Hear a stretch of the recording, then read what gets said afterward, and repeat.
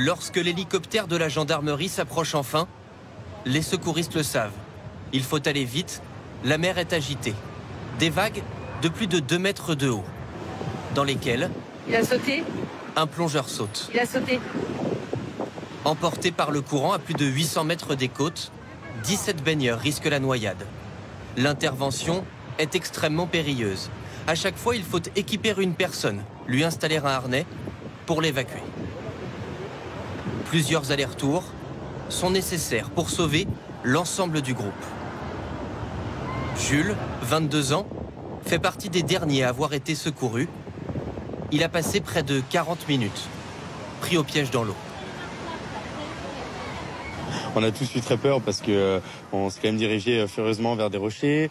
Et puis même le fait de sortir la tête de l'eau et de se rendre compte qu'on n'est pas au bord de la plage avec nos autres amis, mais à 300 mètres d'écart, c'est surprenant. Il l'avoue, il a cru frôler la mort.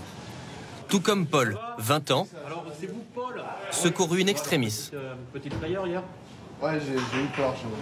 Et encore sous le choc. Au début, j'ai eu très peur parce que j'ai pas trop compris ce qui se passait.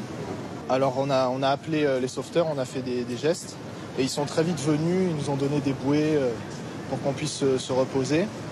Ils nous ont emmenés plus au large, là où les vagues étaient beaucoup moins violentes, donc on a pu patienter un peu dans le calme.